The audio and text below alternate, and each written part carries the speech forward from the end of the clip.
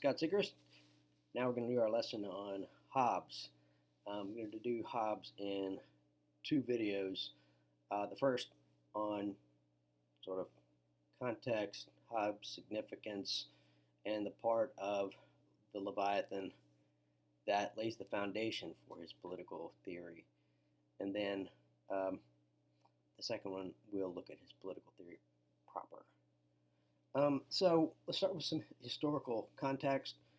Hobbes lived through the English Civil War in the mid 1600s and was able to see the end of the 30 Years' War in Europe. Both wars were over religion to a significant degree. The English Civil War was a result of the Puritan Revolution in England, and the 30 Years' War was the tail end of 100 years of war, really, between Catholics and Protestants. When Luther had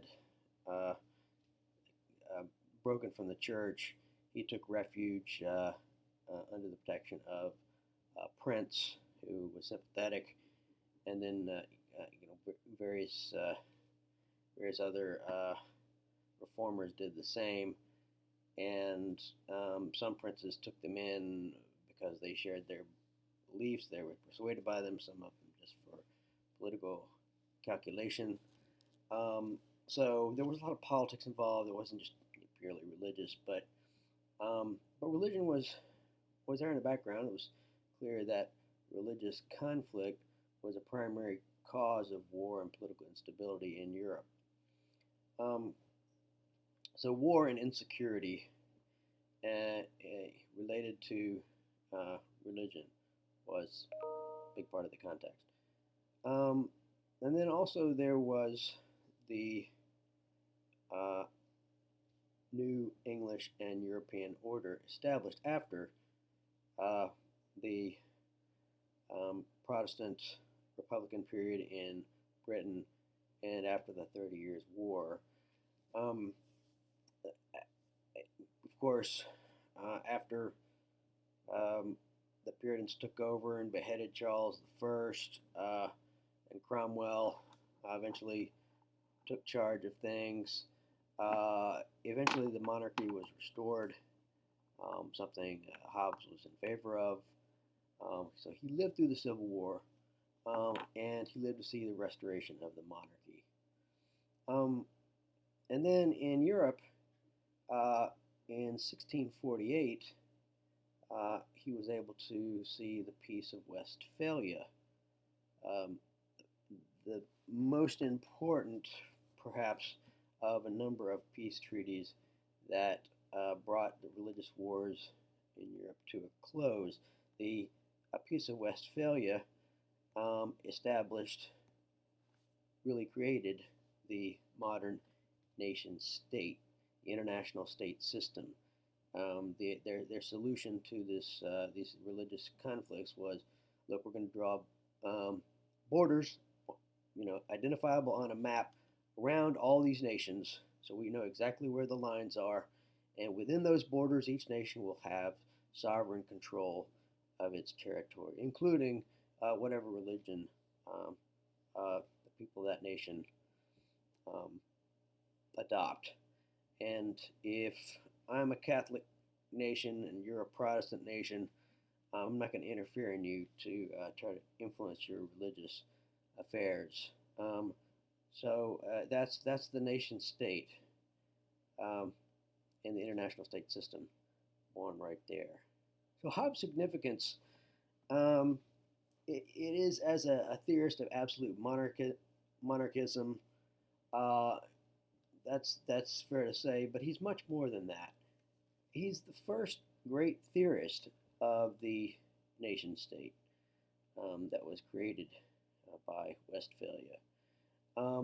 And his work, his Leviathan, gives his take on how to construct nation states, you might say, the systemic requirements of successful nation states as he saw it. And in relation to the international order, Hobbes' idea of the state of nature uh, may have come from reflection on international affairs. Um, that is, he interpreted the natural relationships between human beings as individuals as analogous to operating by the same dynamics as nations in relation to other nations and nation states in relation to other nation states. Um, so you have an echo there of the old Greek city soul analogy. In some sense, the individual and the state are analogous. Um, a second big significance is Hobbes's contribution to realism in the international relations sense and in the political realism sense. You could say he's the father of modern realism. Um, in a way that, well, I mean, you could say that about Machiavelli. You could certainly say, with regard to Hobbes, that he produced the first realist system. Uh, Hobbes was the first great system builder uh, in the modern period. It's characteristic of moderns as opposed to ancients that they tried to uh, build systems of ideas and political political systems based on those ideas. That's something new, something that Machiavelli didn't really try to do. Machiavelli was all about sort of flexible response and preparation for constantly changing situations.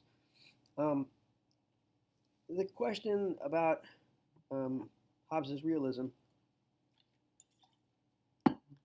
is that I asked about Machiavelli might be asked of him as well. How realistic is his realism? Um, First of all, Hobbes says near the end of the Leviathan that if people will follow his advice, they might achieve an everlasting constitution.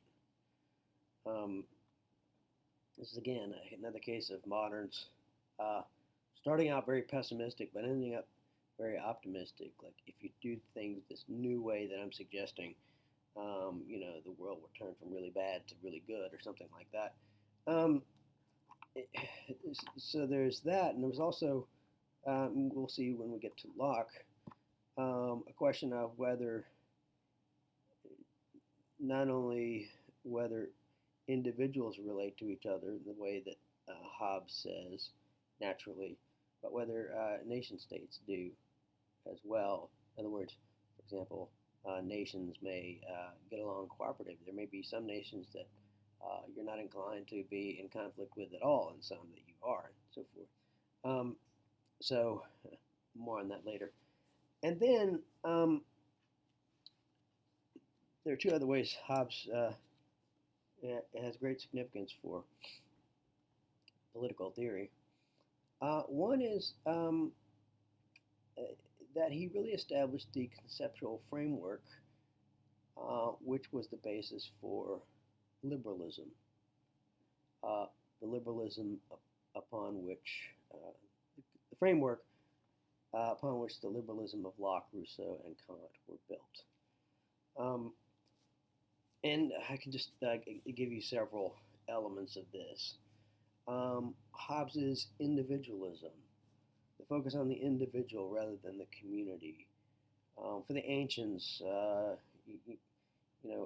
community, the individual was fulfilled in the community. Remember Aristotle, man is a political animal. It can only be fulfilled in the context of a political community.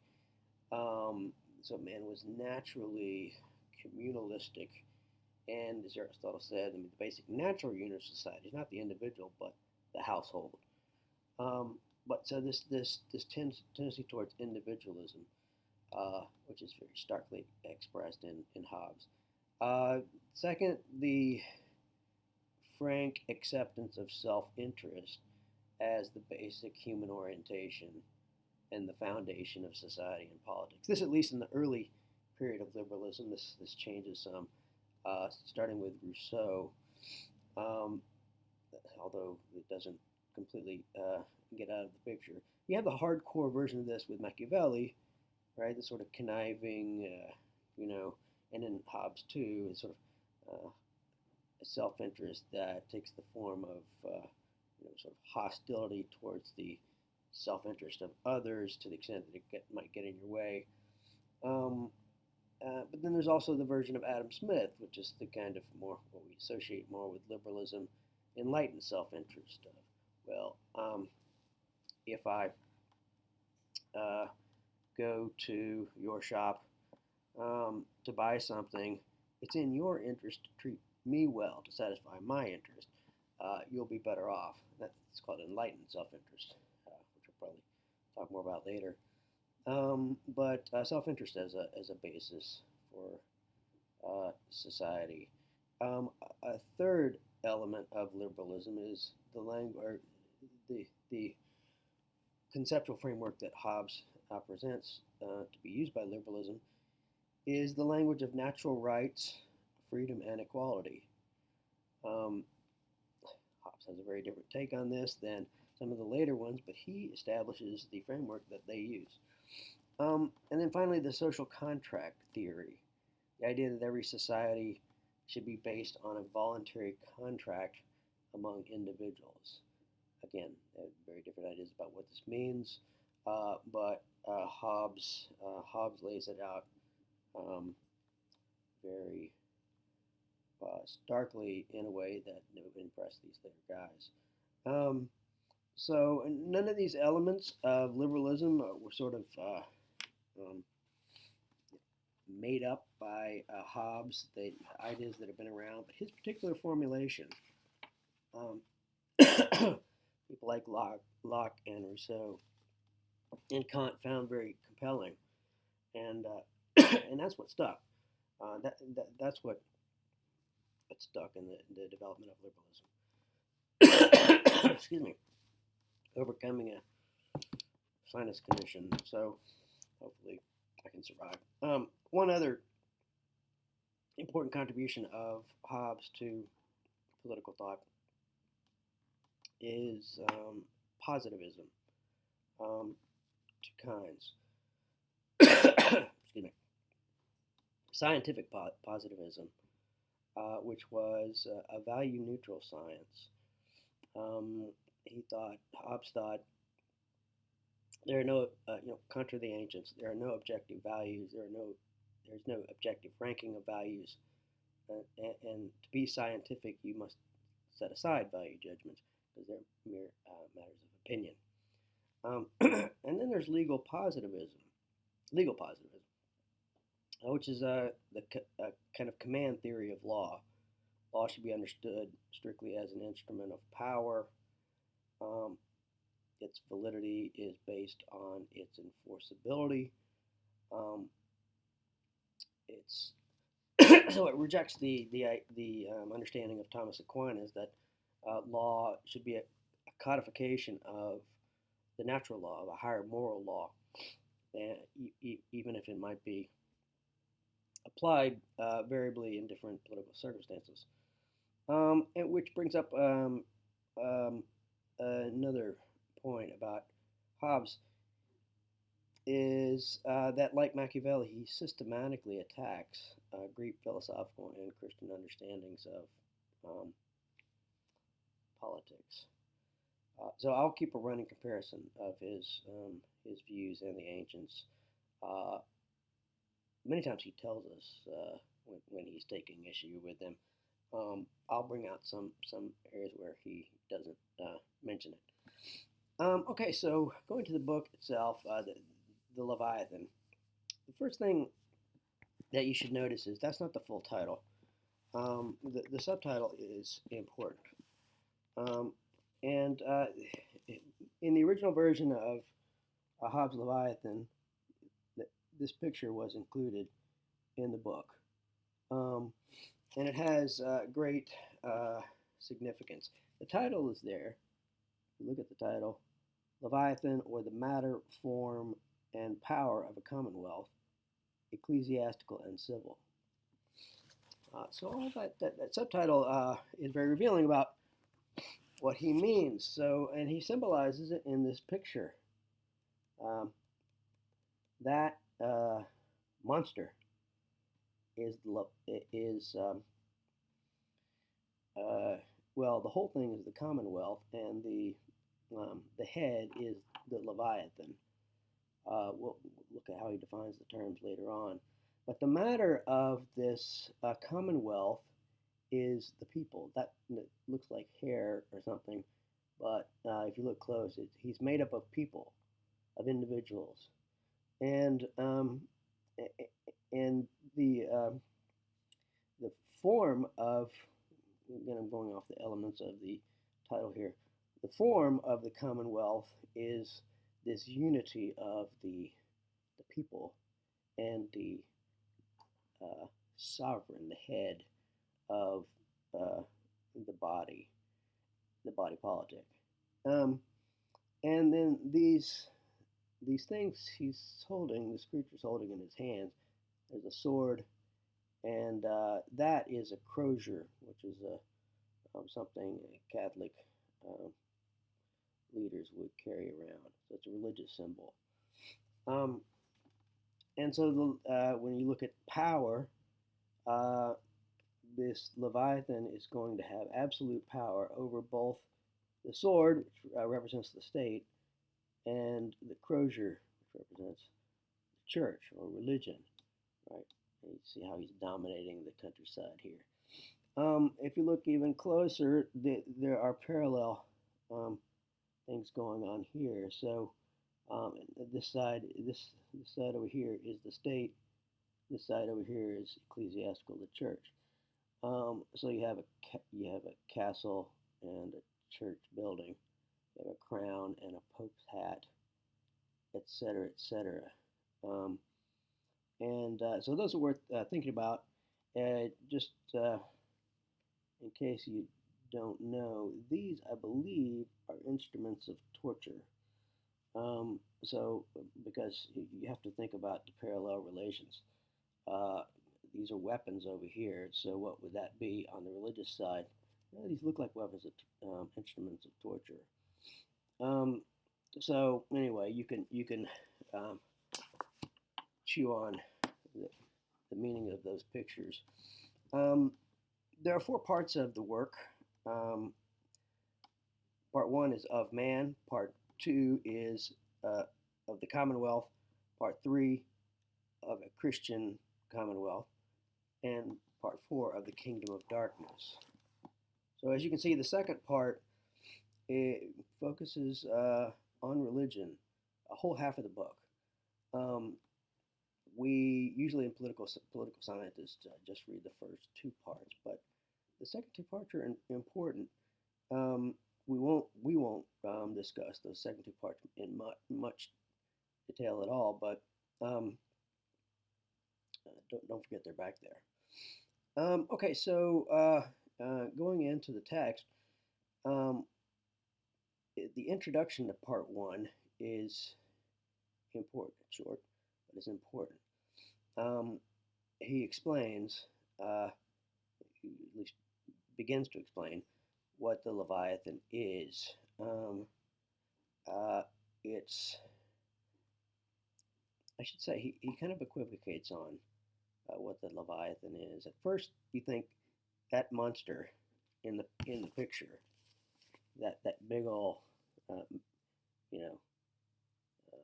man made of men, up on the hillside, dominating the landscape, that whole thing is the Leviathan.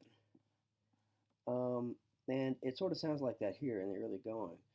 But as he goes on, it becomes clear that the Leviathan is actually the head, and the creature, the whole creature, is the Commonwealth.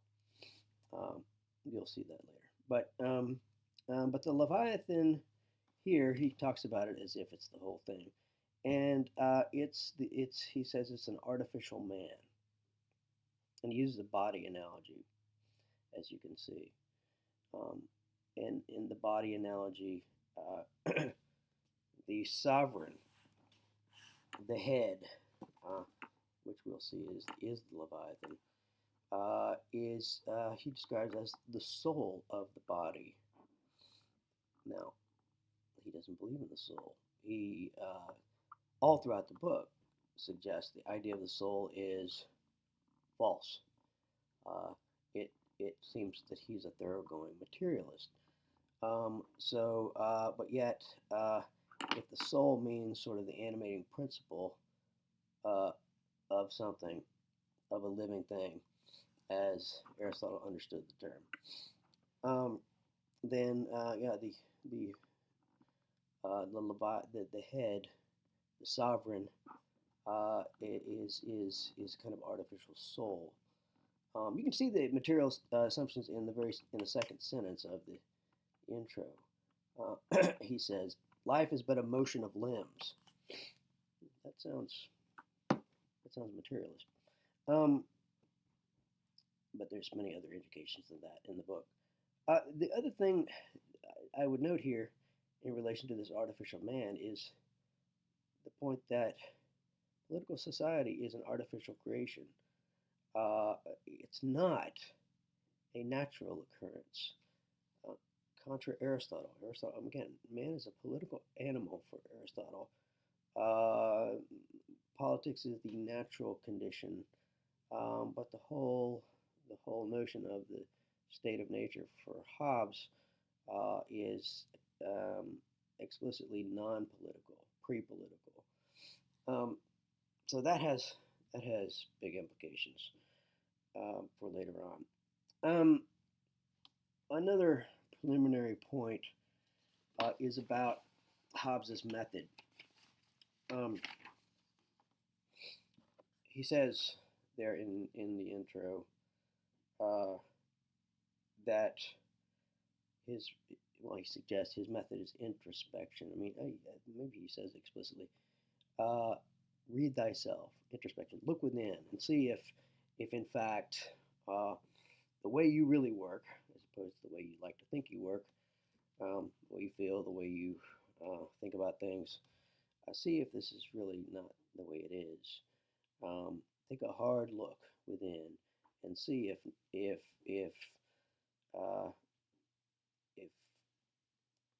you do not show the same kinds of self-interestedness that you think you see in others as well. Then he proceeds to definition. He doesn't say this here, but as it goes on, it's very clear. He thinks he wants to give precise definitions to not all those things going on within yourself, but everything that goes on in society. And he says later that he's using a geometric method. It's the method of geometry, which he says at one point is the only science God has granted to mankind. So the only way to get scientific is to proceed on the geometric method, and that method is to come up with some definitions that will fix the meaning of something, and then you build on those definitions, and eventually you can build up to a whole system of definitions, and it's a system of ideas, if you want to put it that way, is what he's angling at.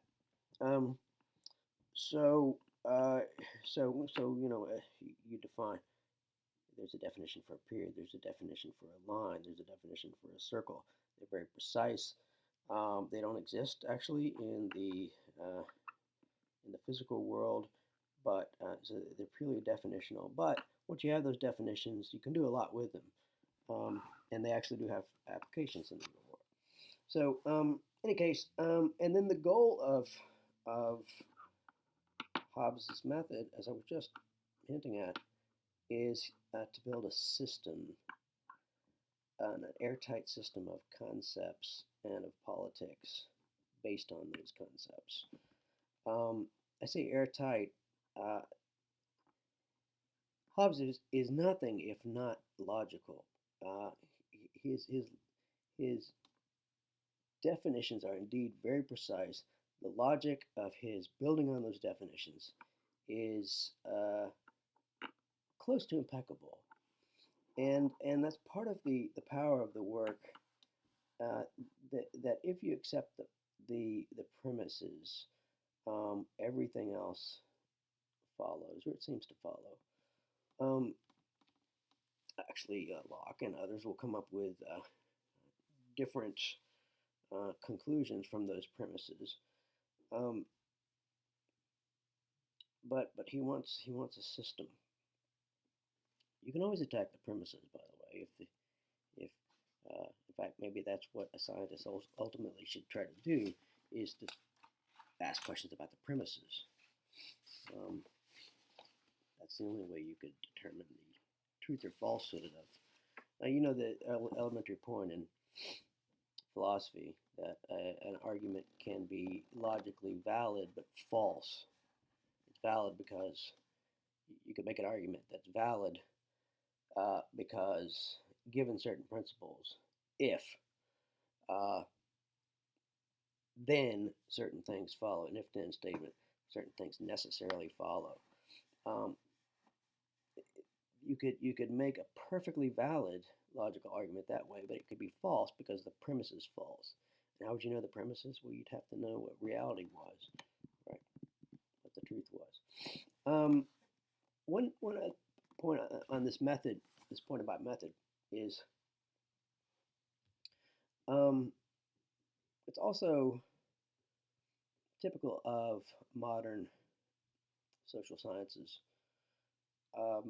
to do what Hobbes does here, and that is to let the method control what the science will consider. Somebody has put it in terms of the primacy of method. So, in other words, and his method is based on the natural sciences.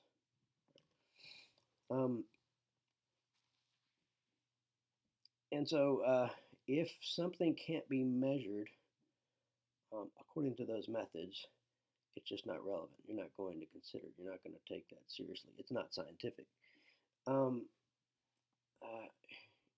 But you can question that premise as well. I'm looking at certain phenomena. What's the best method? Well, I'd have to look at the phenomena first, maybe to decide whether the method fits. But if I'm committed to a method and I'm going to use that method to determine the answer regardless of the material in question, then then I might go wrong. Anyway, that's a question to ask. Keep in mind about methodological considerations. Okay, so that's I guess enough for the build up to the political theory proper. We'll stop here in this video, and we'll pick up on the foundations of the political theory in the next lecture.